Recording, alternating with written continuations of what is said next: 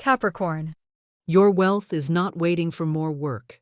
It is not hiding in the next exhausting hustle, the next anxious calculation, or the next forced opportunity you try to wrestle into place.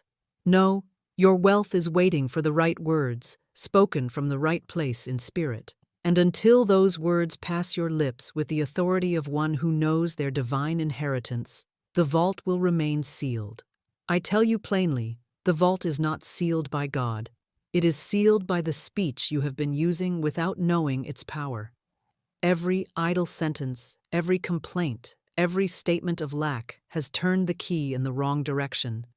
But the moment you speak the right phrase, aligned with the law of supply, the lock turns, the bolts withdraw, and what has been held for you rushes forward without resistance. I confront you with this sacred truth because you must first be shaken free from the lie that only effort produces increase. That lie has kept you in perpetual motion, yet standing still in your results. You have been taught to believe that the sweat of your brow is your only currency. But in the kingdom of spirit, the true currency is the word of faith spoken in alignment with divine law. The wrong words will deplete you. The right words will enrich you. Picture it now, a great steel vault, its hinges ancient yet perfectly balanced, its door adorned with a gleaming wheel lock. Inside, there is no dust, no emptiness, only shelves stacked high with gold, currency, contracts, open doors, opportunities, and blessings bearing your name. Yet this vault will not open to force, to pleading, or to guesswork. It will swing open at the sound of the one decree that matches its divine combination. And when it does, there will be no trickle. There will be an avalanche, because the law never delivers in half measures. This is the hour to stop speaking as one locked out and begin speaking as one with the key. Before our time together ends, I will place that key in your hand. But I must prepare you first, so that when you speak it, you will not doubt, you will not dilute it, and you will not speak against it in the very next breath. The vault is listening, heaven is listening, and before long, the earth itself will answer your voice.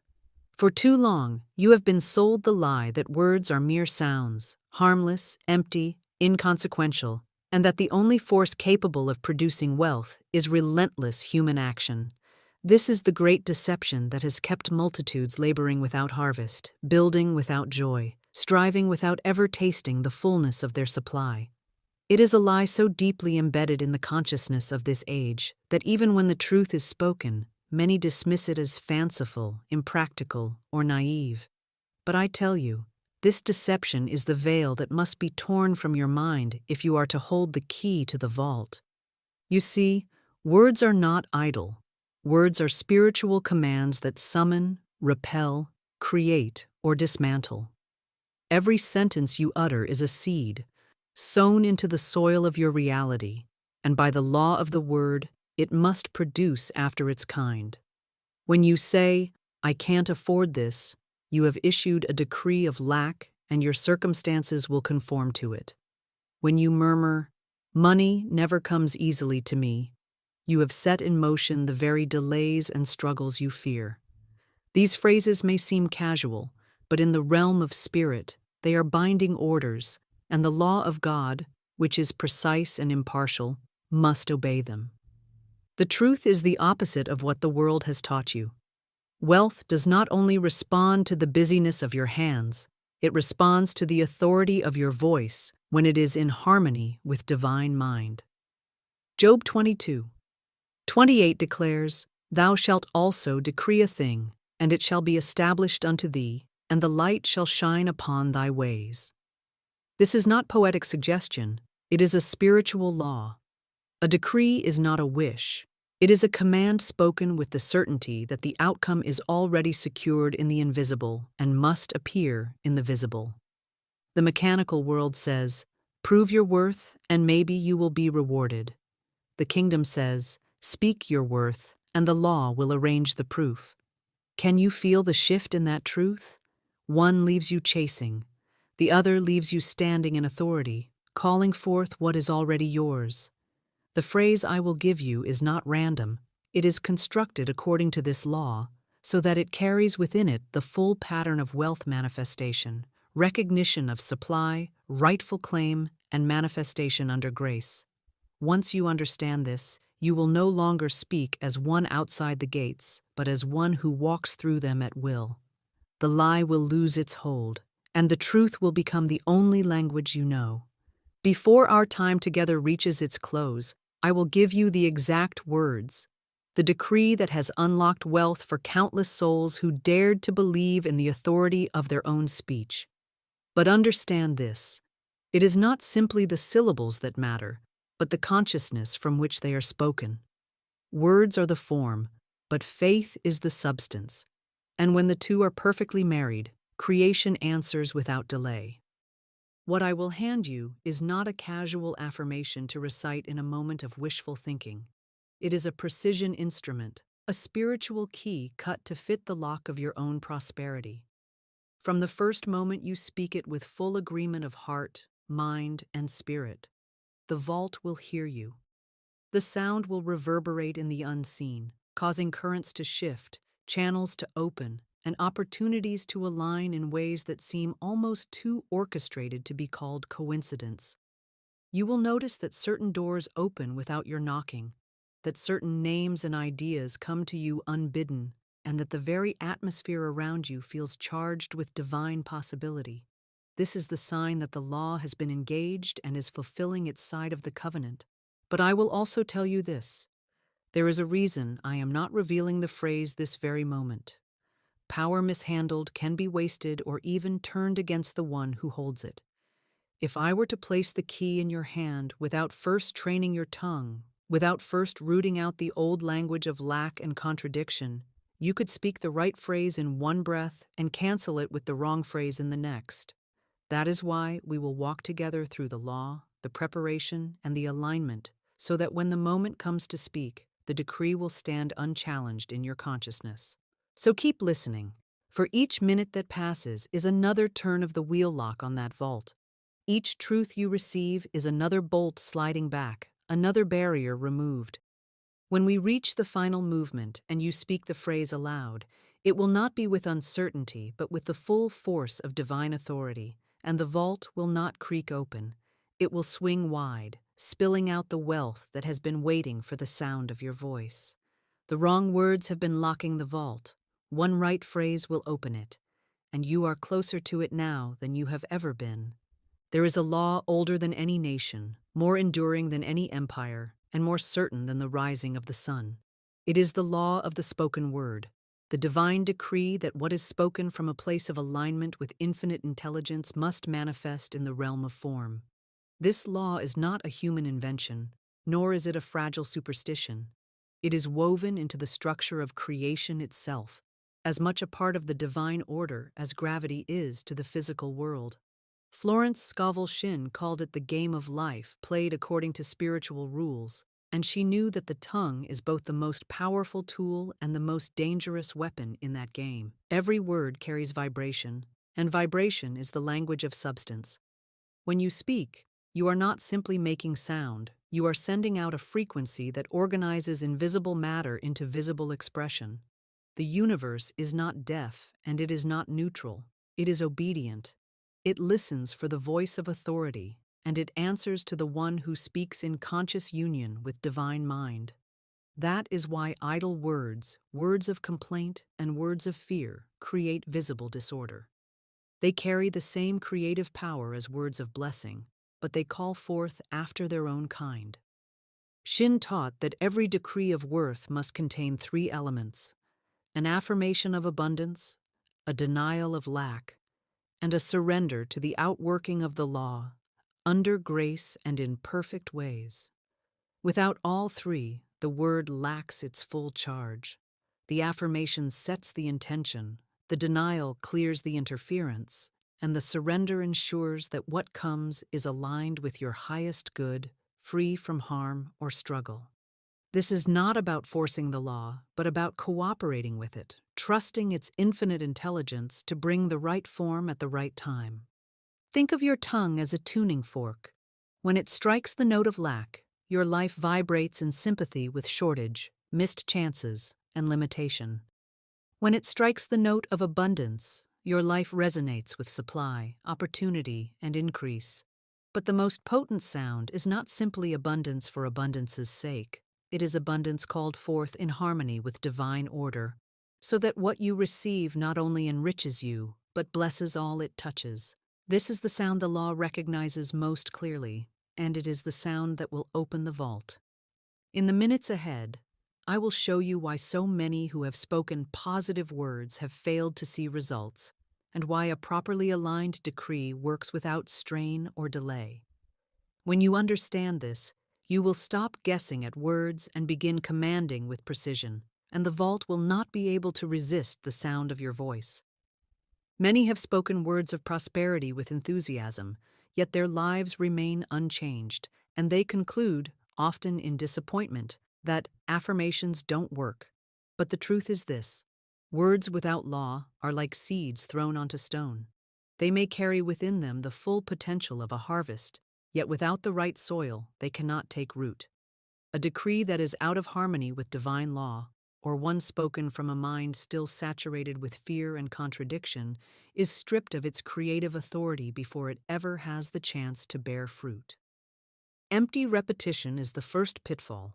Some repeat phrases mechanically, thinking that sheer quantity of words will force the universe's hand.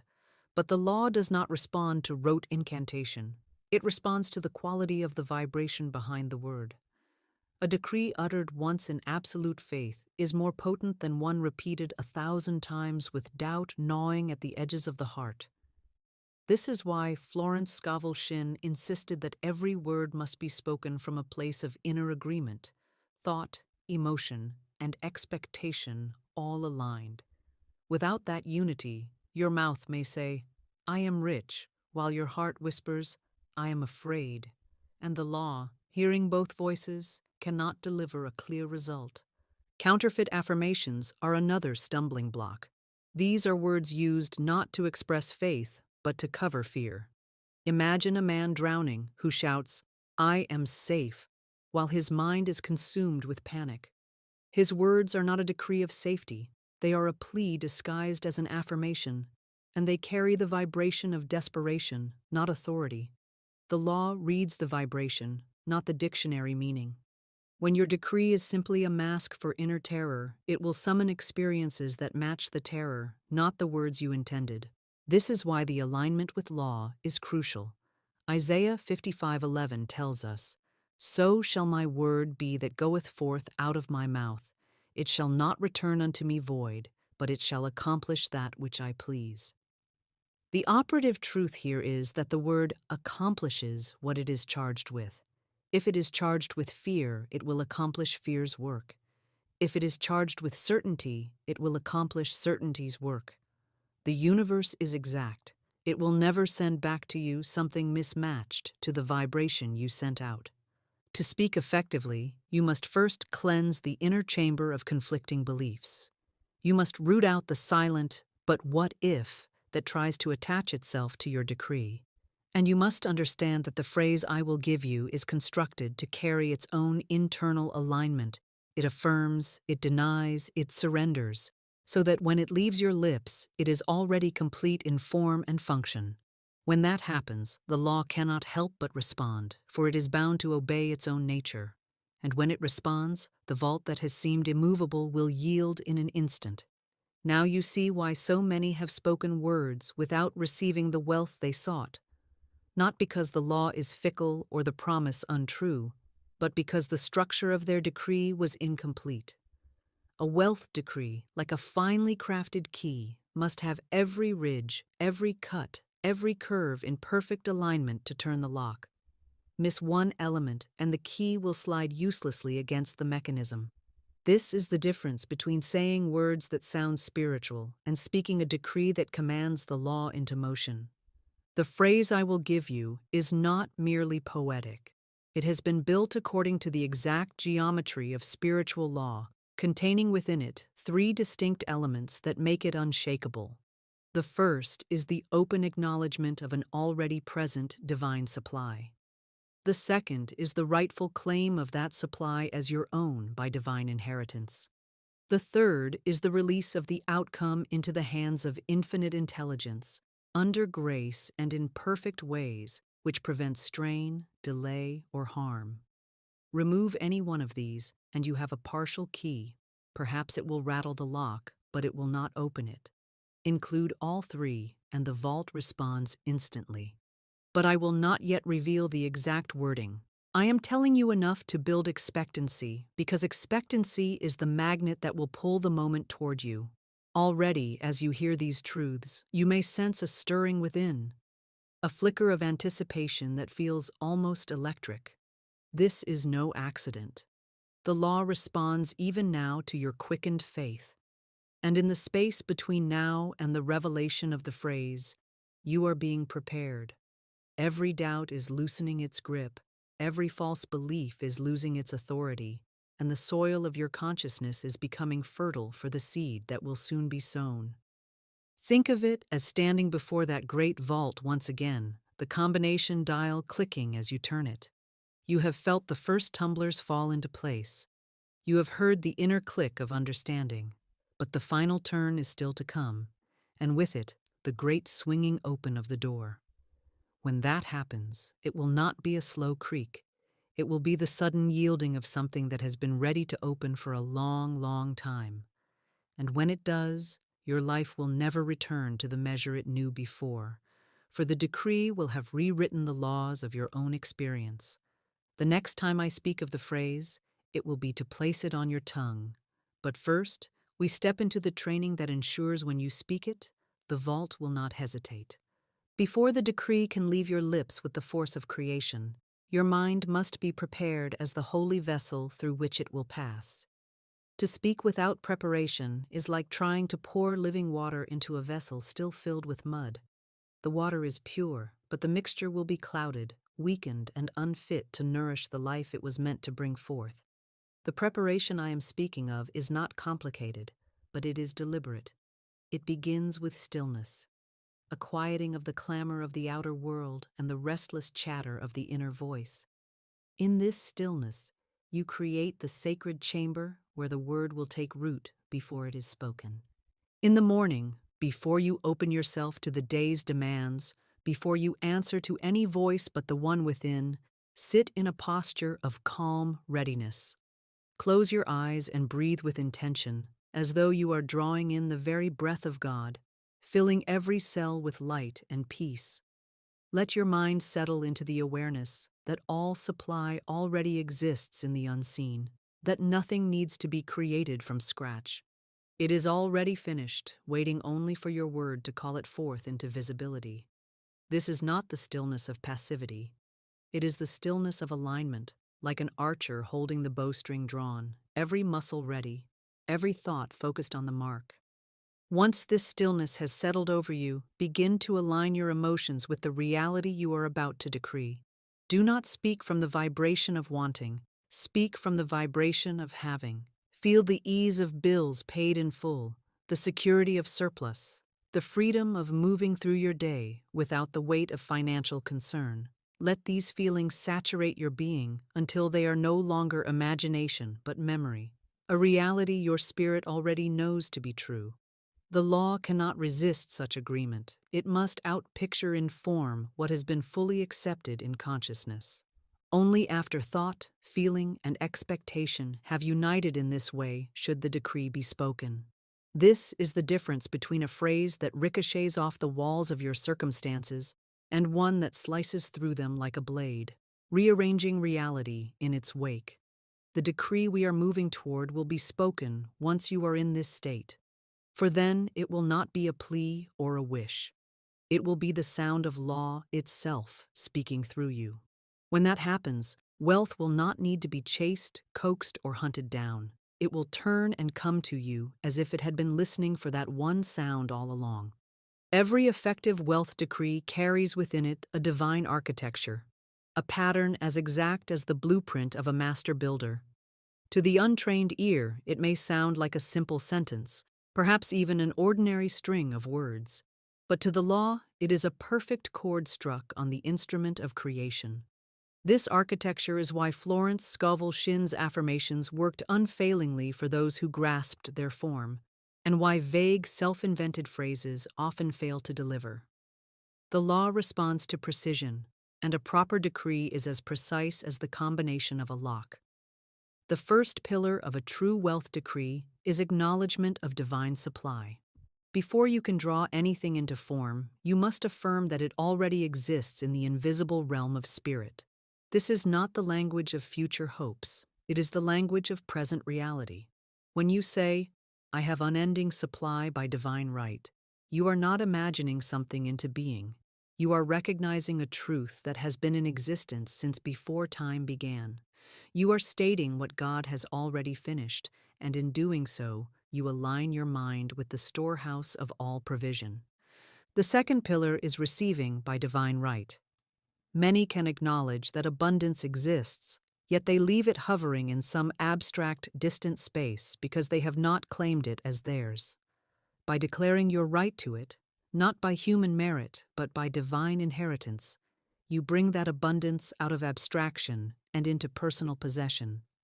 This is not arrogance, it is obedience to the truth that you are an heir to the kingdom, and that the wealth prepared for you is part of your rightful estate. When you say, "It is mine by divine right," you are not taking what belongs to another. You are accepting what was always meant for you. The third pillar is release under grace and in perfect ways. This final element is what seals the decree in safety and perfection. Without it, you might unconsciously invite struggle, delay, or harmful channels. But when you release the manifestation to unfold under grace and in perfect ways, you surrender the how to infinite intelligence, ensuring that what comes to you is free from harm, free from force, and tailored to your highest good. This surrender is not weakness, it is wisdom, for it allows the law to work through the most direct, harmonious, and often miraculous paths available. When all three pillars are present in one decree, the law recognizes its own signature in your words and responds as though the decree had come from the mouth of Spirit itself. This is why the phrase "I will give you" works with such precision. It is not random, nor is it merely positive thinking. It is the exact blueprint of a wealth decree, spoken in a form the universe cannot refuse. And once you master its structure, you will never again waste breath on words that cannot build.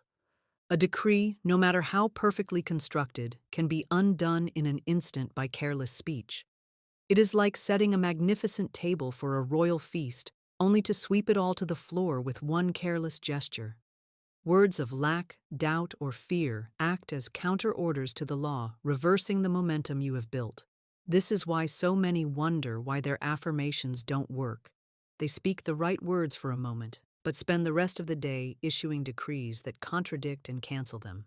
If you say in the morning, "I have unending supply by divine right," but later mutter to a friend, "I don't know how I'll pay for this," the law is given two opposing instructions, and the law, being exact and impartial, cannot carry out both.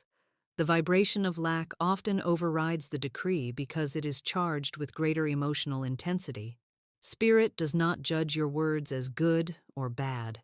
It simply reproduces their essence. It is as if you sent an architect two blueprints for the same house, one for a palace and one for a shack. Which will be built? The one you keep sending the most detailed and repeated instructions for.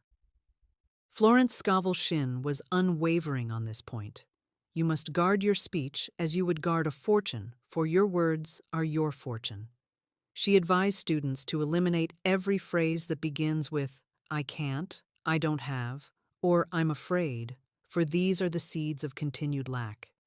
Even casual statements like "money doesn't grow on trees" or "I'm broke" are toxic to your demonstration, for they train your subconscious to expect shortage and instruct the law to comply. You must become vigilant, not fearful, but alert, to the language you allow past your lips. When you catch yourself speaking lack, stop immediately and replace it with a truth-aligned decree. If you say, "I can't afford this," instantly shift to, "My supply is endless and immediate." If you say, "I never get the opportunities I want," replace it with, divine opportunities flow to me in perfect ways. In time, this will become automatic, and your speech will be a continuous stream of law-affirming commands. Until you master this vigilance, the sacred phrase I will give you will work only temporarily, for you will unknowingly undermine it with your own words. But once you clear contradictory language from your life, your decrees will stand unopposed, and the vault of your wealth will open without resistance or delay. There is a hidden force in the spoken word that multiplies its power with each deliberate rhythmic repetition. This is not mindless chanting, nor is it mechanical recitation. It is the intentional striking of the same spiritual note until it resounds through every layer of your consciousness and echoes in the unseen realms. Florence Scovel Shinn understood this deeply. She likened it to priming a pump. At first, a few strokes may yield nothing, then comes a trickle. Then, if you persist, the water flows in a steady, unstoppable stream. The decree works the same way. Each repetition clears another obstruction in thought, loosens another resistance in feeling, and strengthens the alignment between your inner certainty and the outer manifestation. The rhythm is vital because the subconscious mind responds to pattern. When you speak your decree in a steady cadence, you bypass the analytical mind that is always questioning and calculating. The conscious mind, busy keeping time with the rhythm, relaxes its grip, allowing the truth of your words to sink deeply into the fertile soil of the subconscious. And once the subconscious accepts an idea as true, it will work tirelessly to bring every aspect of your life into agreement with it. Imagine striking a bell in a quiet room. The first strike sends a wave of sound through the air. Strike it again before the first wave fades, and the sound grows richer, fuller, more resonant. Continue, and the room itself seems to vibrate. This is what rhythmic repetition does with your decree. It saturates not just your mind, but your atmosphere with the vibration of wealth until everything within and around you is attuned to receive it. It is also in rhythm that you will begin to feel the decree's reality. The first few repetitions may feel like something you are saying.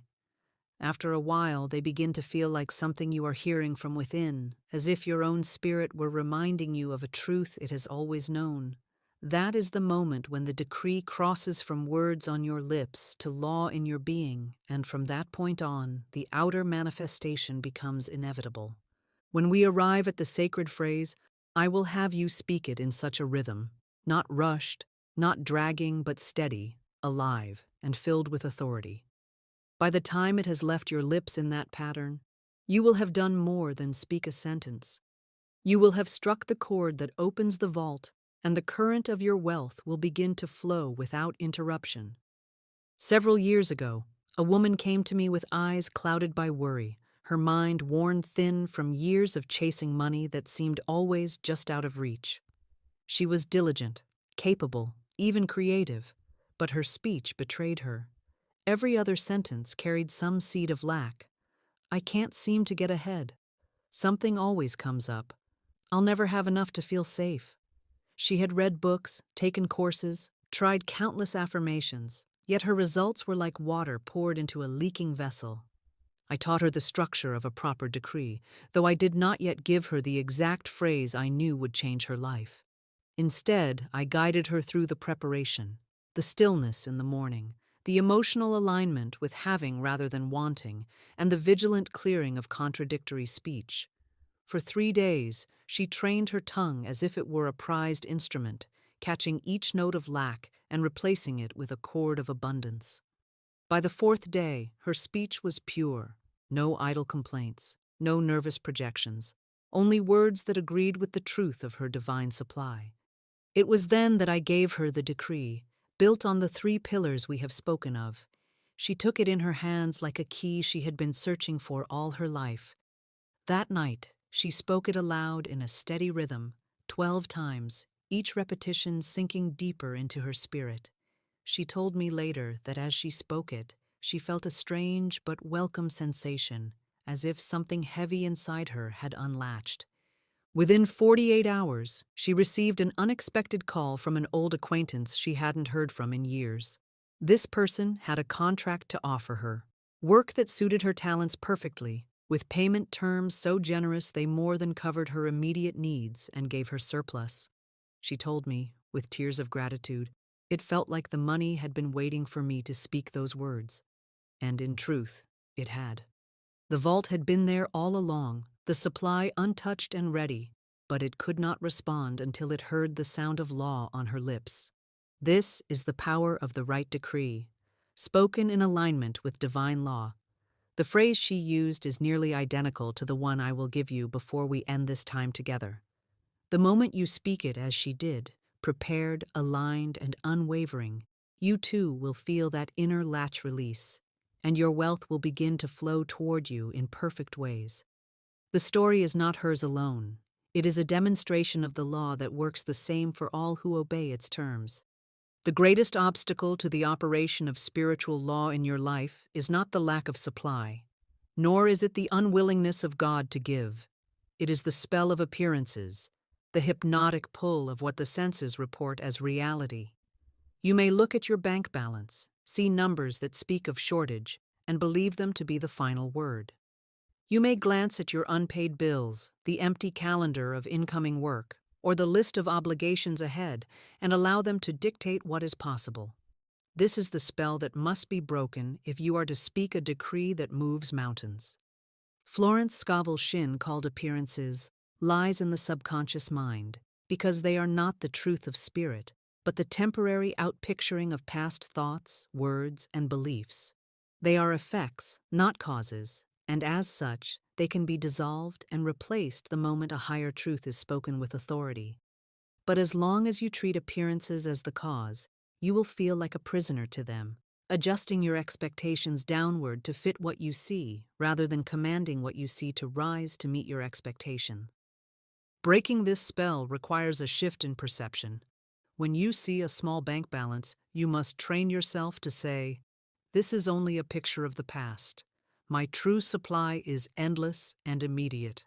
When a bill arrives, instead of groaning or fearing it, bless it and declare, "This is proof that I am trusted with provision, and the provision is already on its way." Each time you respond to an appearance with truth instead of reaction, you weaken the spell, and the old image begins to dissolve from your reality. It is essential to remember that the law does not work by fixing appearances. It works by replacing them entirely. If your window shows you a barren field, you do not sit and wish the picture would change. You rise and look through a new window that shows the harvest. In the same way, the decree we are moving toward is not spoken to patch over the lack you see. It is spoken to replace it with the abundance that already exists in the unseen. When you no longer bow to appearances, you step into the role of creator rather than reactor. Your words become the cause, and what you see becomes the effect, obedient to the law you have set in motion. This is the position from which the sacred phrase must be spoken. From here, the vault cannot remain closed, because you have refused to let the picture of a closed door convince you that the treasure does not exist. Faith is not a fragile feeling that comes and goes with the moods of the day. It is a spiritual muscle that grows stronger with deliberate use. Just as the body does not gain strength from lifting a weight once, your inner certainty does not grow from an occasional act of belief. It must be exercised daily, intentionally, until it becomes the natural posture of your soul. Florence Scovel Shinn knew that wealth is not drawn to uncertainty. It is magnetized by the unwavering vibration of "I have" rather than "I hope." To build this level of conviction, you must engage your faith as you would a muscle, training it until it can hold the weight of your decree without wavering. Begin with small acts of obedience to divine truth. When intuition prompts you toward an action, take it, even if it defies the logic of appearances. If you sense to speak a blessing over your finances when the bills arrive, do so, resisting the old impulse to worry. If you feel led to give in a way that affirms your own supply, obey, trusting that what you send out in faith will return multiplied. Each time you act in alignment with divine principle rather than with fear, you add strength to your faith muscle. In addition, speak faith-building affirmations that keep your consciousness saturated with truth. Say aloud, Everything I need is now appearing in perfect ways. Declare, God is my instant, constant, and endless supply. Let these statements become the background music of your mind, so familiar that they arise unbidden in moments when old fears once spoke the loudest. When doubt attempts to creep in, do not argue with it. Simply override it with truth, the way you would replace a discordant note with the correct one in a song. The goal is to make faith so present in your inner world that when you speak the sacred phrase, it rides on a current of certainty rather than being dragged down by a tide of fear. Faith is the energy that gives the decree its weight in the invisible realm, the anchor that ensures it holds its position until the manifestation arrives. Without it, even the most perfectly constructed phrase can be eroded by the constant lapping of doubt. But with faith strengthened, the decree stands immovable, and the law, having received its command, must deliver in exact accordance with your word. This is how the vault of your wealth responds, not reluctantly, but eagerly, to the voice of one who speaks from the unshakable ground of knowing. The decree you are about to receive is not meant to be spoken once and forgotten, nor is it intended to be used only in moments of ceremonial stillness. Its greatest power is released when it becomes your default response to every thought, image, and conversation concerning money, supply, and opportunity. Most people's default responses are shaped by habit, and for many, those habits are steeped in fear. A bill arrives, and the first thought is, how will I cover this? An opportunity appears, and the first instinct is to doubt their readiness or worthiness. These reflexes are not conscious choices. They are grooves worn deep by years of repetition. To reprogram them, you must replace them with the immediate, instinctive release of your decree. This is mental discipline of the highest order. It means that when an unexpected expense presents itself, you do not allow the old pattern to speak first. Instead, without hesitation, your tongue releases the truth. I have unending supply by divine right. Money comes to me in avalanches of abundance, under grace, in perfect ways. When you overhear someone lamenting about the economy or predicting scarcity, you do not join the chorus. You speak your decree within yourself, holding to the vibration of abundance no matter what voices surround you. To embed this as a default, you must carry the decree with you. Write it on a card, keep it on your phone, place it in your wallet, post it where your eyes naturally land throughout the day. In moments of quiet, speak it aloud with rhythmic authority, training both mind and tongue to produce it on demand. The goal is for it to become as natural as your own name, so ingrained in your consciousness that it rises unbidden in every circumstance related to wealth. This is not mere memorization, it is conditioning the mind to obey the truth automatically.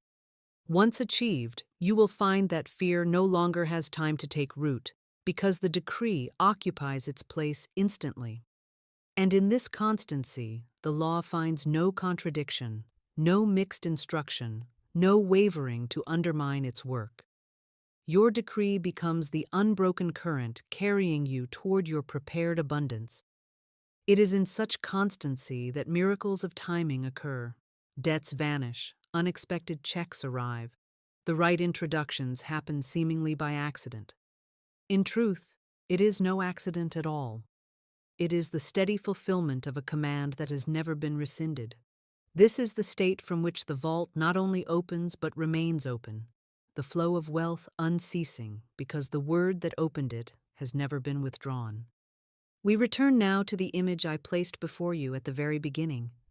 The great vault, vast and silent, holding within it every form of wealth that belongs to you by divine inheritance. For many, this vault has seemed like a symbol of distance, of something locked away beyond reach. Yet I tell you, it has never been far. It has always been as close as your own breath, waiting for the one sound that would cause its locks to yield. With every truth you have received in these moments together, every false belief you have discarded, you have been turning the dial. And now, as we revisit this metaphor, the wheel is warm under your hand, the tumblers aligned, the final click just a breath away. You can feel it, can you not? that subtle but unmistakable shift in your inner atmosphere, the way your thoughts about wealth no longer feel scattered but gathered, precise, charged with authority. This is the direct result of the mental reprogramming you have undertaken. Where once your words might have been a mixture of command and contradiction, they are now leaning wholly toward truth. Where once the vault's door seemed unyielding, it now hums with readiness, as though recognizing that the rightful owner is near. Each repetition of the truth, each denial of lack, each act of faith you have practiced has been another turn of the dial. You have learned that idle speech can lock the vault again, and so you have become a guardian of your own words. You have learned that rhythm builds momentum, that preparation creates alignment, that faith is the muscle which holds the decree in place until the door swings open. And because you have learned these things, the sound you are about to make, the sacred phrase you are preparing to speak, will not be the uncertain knock of a stranger. It will be the unmistakable command of one who knows the combination. Hold this image with you now, the cool, smooth steel of the vault door, the satisfying feel of the wheel turning under your hand, the final click signaling that all is in place. The law is the lock, your understanding is the dial, and the decree is the key itself. In just a short while, we will turn it together, and when the door opens, there will be no struggle, no delay, no rationing of your good. The vault will pour forth in a measure that overwhelms every memory of lack, and you will know that it was your word, your conscious, aligned, and unwavering word that called it forth. The vault is in your hand now, not the idea of it, not the dream of it, but the very wheel and latch of it, ready to be moved by your command. And yet, here we pause, holding you in the tension of the moment before fulfillment, because anticipation is not a delay, it is a force. The mind that is poised, expectant, and leaning forward into its good becomes a magnet of irresistible pull. In this space, before the final phrase is spoken, you are standing in the highest vibrational readiness, a state where every channel for wealth is sensitive to your call. I will not open the vault for you. That is not my task. My role is to bring you to this place where you can feel in your own being that the lock is ready to yield, that you yourself hold the means to release it. If I were to give you the phrase now, without this ripening of your spirit, it would be like giving seed to soil that has not yet been turned.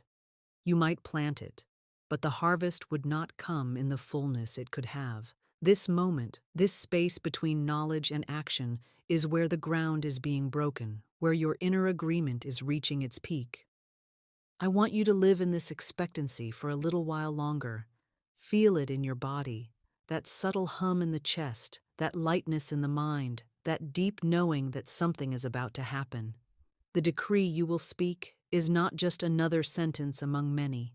It is the sound that will echo through the unseen corridors of your life and rearrange the furniture of your reality. It is the summoning of prepared riches, the unlocking of channels that have been set aside for you, the signal to every provision assigned to your name that it is time to appear. So we keep the loop open, the combination half turned, the door not yet swung wide. You will hear the final click soon, and when you do, it will not only be in your imagination, you will feel it in the marrow of your being. And when the vault does open, there will be no mistaking it. The inflow will come not as a slow trickle, but as a sweeping current, and you will know that it came because you spoke from this exact state, prepared, aligned, and standing on the threshold of your good. The next movement will be the turn that changes everything. From this moment forward, I challenge you to take a sacred vow, a vow of refusal. Refuse to let any word of lack cross your lips, not for one day, not for 1 hour, not for one breath. You have spent enough of your life speaking as if shortage were your master, as if the economy could dictate your abundance, as if the balance in your bank account were the measure of your worth. Those words have been like seeds scattered on barren ground, bringing forth harvests of worry, delay, and disappointment. No more. You are now the guardian of your own harvest, and every word you speak is either watering the garden of your wealth or poisoning it. Understand this: lack is not simply an absence of money, it is a state of consciousness, a vibration, a pattern of thought and speech that rejects the truth of divine supply. When you say, "I can't afford this," or "I never have enough," you are not describing reality, you are creating it. Each such statement is a command to the law to keep you in the very condition you despise. The law is impartial. It will give you exactly what you decree, whether by faith or by fear. So I command you now to stop lending your voice to the lie of limitation. Treat every statement of lack as you would treat a dangerous intruder in your home. Do not entertain it. Do not negotiate with it. Expel it instantly. Replace it at once with truth. My supply is endless, immediate, and constantly replenished. Every channel of my good is now open and flowing in perfect ways. Make this your unbroken habit until it becomes impossible for you to speak otherwise. I warn you, this discipline will feel strange at first, for you are breaking a lifelong habit. But it will also feel exhilarating, for with each refusal to speak lack, you are declaring your dominion over it. You will notice changes, subtle at first, then unmistakable. People will respond differently to you, opportunities will present themselves, money will flow from unexpected channels. And it will all be because you closed your mouth to the language of poverty and opened it only to the speech of wealth. Hold this vow as if your life depends on it, because the life you desire does depend on it. For the law is always listening, and from this moment it will hear only the voice of one who refuses to speak anything but the truth of their inexhaustible supply. Now that you have vowed to refuse the language of lack, you must step fully into the speech of possession, the language of one who already holds the title deed to their good. This is not pretending. This is not faking it until you make it. This is speaking from the eternal truth that your supply exists right now in the invisible and is moving into the visible at your command. Florence Scovel. Shin often reminded her students that one does not beg for what is already theirs, one claims it. And the tone of your speech must match the reality you are calling forth. When you speak as one who already has, you remove the strain and desperation that repels your good. Instead, your words carry the calm certainty of ownership. Imagine the difference between a tenant anxiously pleading with a landlord for permission to enter a room and the owner of the house walking confidently through their own door. The tenant asks, the owner declares, "Your wealth is not locked away in someone else's estate. It is part of your divine inheritance, and you are the rightful possessor. Speak as such." This means saying, "I move through life surrounded by divine abundance," rather than, "I hope abundance will come." It means declaring, "I have more than enough for every desire and obligation," instead of, "I'm waiting for enough to arrive." The subtle shift in tense and tone is everything. The universe does not deliver to the state of wanting, it delivers to the state of having. When you live and speak in that state, the law recognizes its own nature in your words and rushes to make them visible. To seal this in your consciousness, I want you to practice right now. Speak aloud 3 times, slowly and with authority. I have my wealth now. I have my wealth now. I have my wealth now. Feel the difference between this and any hopeful statement you have ever made. Notice how the body relaxes when you speak from possession, how the mind stops grasping and begins to rest in certainty. This is the posture from which the sacred phrase we are building toward must be spoken, a posture of already having, already holding, already enjoying. When you adopt this identity, something extraordinary happens. You stop chasing wealth, and wealth begins to find you. It appears in the form of ideas, opportunities, and channels you could not have engineered by effort alone. It comes without the sweat of strain because it is responding to the vibration of one who already owns it. This is the transformation, from petitioner to possessor, from seeker to finder, from the one knocking to the one opening the door. Speak as one who already has, and watch the vault swing wide at the sound of your voice. It has been forming in your spirit all this time. the phrase that will turn the wheel of the vault and release what has been stored for you since before you could name it. Every principle we have laid down, every correction of your speech, every act of mental reprogramming has been a stroke of the key being cut. And now, that key is almost finished. You can feel its shape in your soul, even if you cannot yet hold it in your hand. The anticipation is not an accident. It is the final stage of alignment, the gathering of all your energy into the single moment when command and fulfillment will meet. I have not delayed to withhold from you. I have delayed to prepare you. Many have spoken powerful words without being prepared to hold their results, and those results slipped through their fingers as quickly as they came. But you will be different. When you speak this decree, it will not be from the trembling hope of the untrained, but from the anchored certainty of one who has mastered the law of their own voice. That is why, when you release it, it will not simply create a brief rush of supply. It will set in motion a sustained flow, a stream of abundance that does not run dry because it is fed from the infinite source itself. In these final moments before the revelation, I ask you to lean into the expectancy that now fills you. Picture the vault again, but this time see it from within, as if you were already standing among the treasures, feeling the cool touch of gold beneath your fingers, hearing the soft rustle of paper wealth as it fills your hands. This is not fantasy. It is memory from the higher part of you that has always known this moment was coming.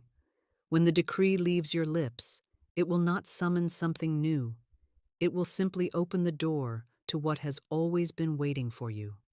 So we stand here, hand on the latch, heart steady, breath deep.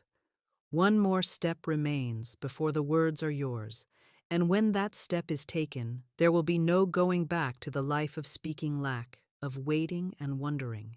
You will have crossed the threshold into the life where your voice commands your world and your wealth answers without hesitation. The next time I speak of the vault, it will be to tell you that it has opened.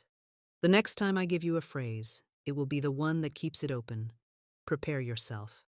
The moment of decree is almost here. Now we bring the atmosphere of your mind to a boil, saturating it with words that leave no gap for doubt to creep in. These declarations are not to be whispered timidly or spoken as though testing their weight. They are to be released like arrows from a bow, each one carrying the vibration of truth, each one hitting its mark in the unseen. Speak them aloud with me, not as a mere exercise, but as a living demonstration of the authority you now carry. My supply is endless and immediate. Feel the sweep of those words as they roll off your tongue. Endless, immediate. This is not the language of waiting. It is the language of now. Endless means it cannot be depleted, and immediate means it does not delay. Every lead I follow brings increase. With this, you strip away the fear of wrong turns. Every step you take under divine direction is upward and forward. Nothing can be wasted. No move can diminish you. I am a magnet for my own riches. Not just any riches, but the ones that bear your name in the ledger of spirit. The contracts, the inheritances, the opportunities, the divine appointments that belong to your path and no other. God's wealth flows to me in perfect ways. This is the release, the surrender of the how, the removal of all struggle from the process. You need not scheme, force, or manipulate. The law works with elegance when left to its own channels. Speak each of these again in a steady rhythm, feeling your voice strike the same note over and over until it reverberates through you. Do not stop at hearing them in your ears. Feel them in your chest, your bones, your breath. This is rhythmic saturation, and with every repetition, the vibration grows denser, more magnetic, more irresistible to the good that is already making its way toward you. You are no longer rehearsing for a moment of power. You are in it. These declarations are the drumbeat before the march begins, the rolling thunder before the downpour. In just a moment, they will give way to the single phrase that will crystallize them all into one decree, and when it is spoken, it will carry with it the full momentum you have built here. The vault is trembling on its hinges, and the sound of your voice is the final vibration it needs to break open. Now you gather every word you have spoken, every truth you have claimed, every denial of lack you have issued, and you bind them together into one final surge of command before the revelation. This is not the moment for half-hearted speech or lingering hesitation. This is where your voice becomes the voice of law itself. You have learned that wealth does not respond to pleading, it responds to authority. You have learned that the universe does not weigh your worthiness, it obeys your decree. And now you speak as one who knows their place in the divine order, as one whose word is the extension of the word that created worlds. Say it now with all the weight of your preparation. Wealth obeys my voice because my voice is law under grace. Let it roll through you once, twice, 3 times, each repetition deepening the groove of certainty in your mind. When you speak this, you are not describing a possibility. You are issuing a command that reverberates through the unseen, summoning the substance of your good into immediate form. Picture the vault as you say it. The heavy steel, the intricate lock, the air on the other side heavy with the scent of long-kept treasures. And with each repetition, the tumblers align, the latch slides, the door shifts. You can hear it now, that deep, resonant click, the sound of a mechanism that has finally yielded to the correct command. You feel it in your chest, in the very center of your being, a release that tells you the way is now open. Do not rush from this moment. Hold it, let it expand, let it fill the space around you. This is the culmination of every step we have taken together. The clearing of old speech, the aligning of mind and feeling, the rhythmic saturation of truth, the transformation of identity. All of it has led here, to the edge of the final revelation. You are standing in the open doorway of your wealth, and what comes next will not simply open the vault. It will keep it open, ensuring that the flow remains unbroken for as long as your words remain aligned with the law. In the next breath, the phrase will be yours. Here it is. The key, the final turn of the dial, the phrase that has been waiting for your readiness as much as you have been waiting for it.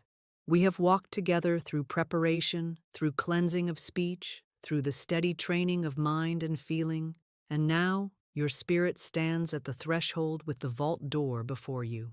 You have heard me speak of its 3 pillars: acknowledgement of supply, rightful claim, and surrender under grace. All of these are woven into the words you are about to speak. This is not a string of hopeful wishes. This is a decree stamped with the seal of divine authority, a combination lock in verbal form. Say it with me now, slowly, deliberately, as if you were speaking it to the very foundations of creation. I have unending supply by divine right. Money comes to me in avalanches of abundance, under grace, in perfect ways. Again, let the first part ground you in the eternal reality that your supply is not something you must create. It already exists, unending, given to you by the only source that can never fail. Let the second part, money comes to me in avalanches of abundance, shatter every notion of trickles and scraps, replacing them with the vision of unstoppable overflow. And let the final part, under grace, in perfect ways, release the manifestation into channels of harmony, timing, and divine order, so that your increase blesses and is blessed, harming none and benefiting all. As you speak it, feel the vault swing wide, hear the hinges, unused for so long, move with the strength of divine inevitability. See the wealth prepared for you rush forward as though it had been straining against the door, eager for this very moment. You are not pulling it from some unwilling source. You are allowing it to flow from the reservoir that has been waiting for your command. This is the sentence that will open and keep open the channels of your supply, provided you speak it with the same authority, alignment, and constancy you have learned here. It is yours now, a key you will never again lose, unless you choose to lay it down. Hold it, use it, honor it, and let it do the work it was designed to do. For the vault is open, the current is flowing, and your wealth has heard and answered your voice. Now that the phrase is yours, it must not remain a private murmur hidden in the corners of your mind. A decree gains amplified power when it is spoken into the world as a public witness, for by doing so, you set an unshakable stake in the ground of your own reality. When you make this affirmation visible and audible beyond yourself, you are declaring to the law, to your own subconscious, and to the very atmosphere around you, "This is who I am, and this is what is now unfolding in my life." Here is how you will do it. Type the exact sacred sentence into the comments right now. Not a paraphrase, not a version that feels easier or sounds better, but exactly as it was given. I have unending supply by divine right. Money comes to me in avalanches of abundance, under grace, in perfect ways. When you write these words, you are not performing a casual internet interaction. You are placing your name, your energy, and your faith on a document of spiritual law, your public decree and your spiritual contract. This is the point of no return, the moment when the unseen moves into the seen, because you have dared to make your command visible. Just as a signed covenant is binding in the realm of human agreements, so your written decree is binding in the realm of spirit. Do not delay. Do not tell yourself you will come back to it later. The vault door is open now, the current is moving now, and the energy of your decree is at its peak. Seal it while it is burning with life in your spirit. Let the act of typing each word be a conscious release of authority, an acknowledgement that you have moved from learning to owning, from listening to commanding. Once you have made your public decree, consider it done. You do not have to explain it, justify it, or convince anyone else of its truth. The law requires no persuasion from others, it answers to you. And when it answers, it will do so in ways that leave you certain it was your word, spoken in faith and sealed in action, that brought the demonstration to pass. This is the power of the public decree. This is how you anchor your wealth into the fabric of your life so deeply that nothing can uproot it. Now that you have spoken and sealed your decree, I am calling you into the next vital movement of this demonstration, the return. You have released your word into the law, and the law has already begun its invisible work, setting in motion a chain of events, connections, and opportunities that will bring your wealth into visible form. This is not a someday promise. The moment you spoke the phrase, the current began to flow toward you. And because this work is active now, I urge you to come back tomorrow, to stand again in this atmosphere of faith, and to give witness to the signs that have already begun to appear. Why tomorrow? Because the law often gives its first visible answer in ways that are small enough to be dismissed, if you are not looking for them. A phone call from someone you hadn't thought of in years, a piece of unexpected information, a credit to your account, a new idea that arrives in a flash of inspiration. These are not coincidences. They are the first glimmers of the avalanche, the edges of the wave that will swell into full manifestation. When you return tomorrow and name them, you confirm to the law that you recognize its work and that you are ready for the next surge. This act of returning is also a deepening of your covenant. It is your way of saying, I am in partnership with divine supply. I will watch, I will listen, I will acknowledge. You are not a passive recipient waiting with folded hands. You are an active co-creator, attentive to the unfolding of your good. The law delights in the consciousness that expects, notices, and praises, for that consciousness is magnetic to more. So I challenge you, before you close your eyes tonight, expect that tomorrow you will have a sign, a token, a piece of evidence that the vault is open and the flow is moving.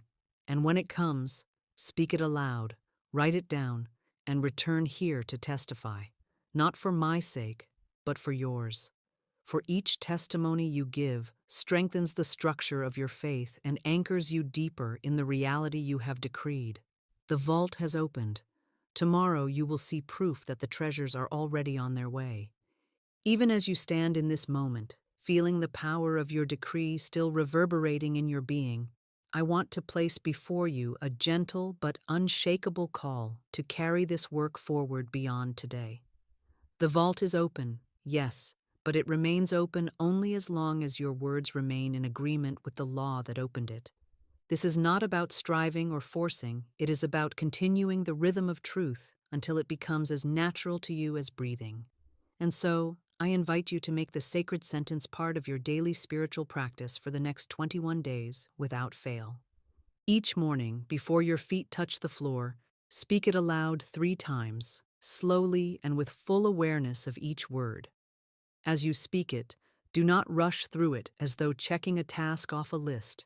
Feel each phrase take root. I have unending supply by divine right. Feel the immensity of that truth, that the source from which your supply flows cannot be exhausted. Money comes to me in avalanches of abundance.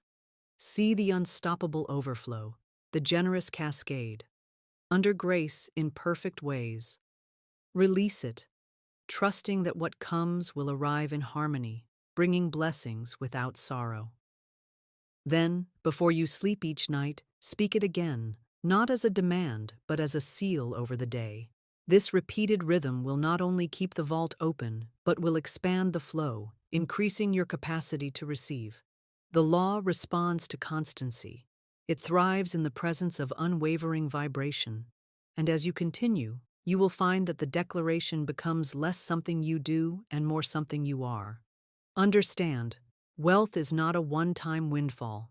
It is a state of consciousness that, once firmly established, produces endlessly. This soft second call to action is my way of ensuring you do not simply taste this truth once, but live in it, walk in it, and embody it. Over the next 3 weeks, watch what changes.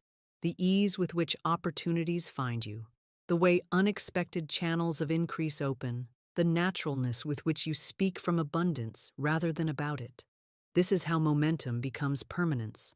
And it is why the next time you find yourself in need, the vault will not feel like a distant fortress to be unlocked, but a door that is already open, waiting for you to step through.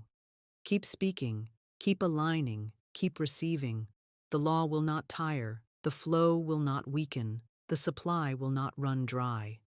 Now I speak a blessing over you.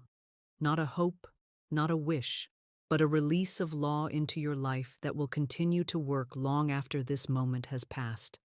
I bless your words that they may always be steeped in truth and authority. I bless your mind that it may remain clear, steadfast, and impervious to the illusions of lack. I bless your heart that it may beat in rhythm with divine abundance, never doubting, never faltering, but moving always in the calm certainty of having. I bless your path, that every step you take be guided to fertile ground, to right opportunities, to doors already open before you knock. See yourself now standing before the vault that has loomed so large in our time together. It is no longer a cold and distant monument. It is open, wide, and generous, the golden light of its treasures spilling out and surrounding you. This light wraps itself around your body, seeps into your thoughts, and flows into your future. You no longer question whether the vault will close again, for you know that the latch responds only to your word, and your word is now disciplined, aligned, and sure. Leave here today knowing that wealth is no longer something you pursue, it is something you command. It is no longer a condition you hope to enter, it is the state in which you now live. The sacred sentence is yours. It belongs to you in the same way that the air belongs to your lungs and the light belongs to the sun. Use it, honor it, and let it work. Speak it as naturally as you speak your own name, and let it draw to you the life that was prepared for you before you even asked. This is the close of our time together, but it is not the end of the demonstration. From this day, expect the evidence of your decree to appear, and when it does, acknowledge it, bless it, and expect more. The vault is open, the flow is unbroken, and the law is already delivering. Walk in this truth, live in this truth, and know it is done.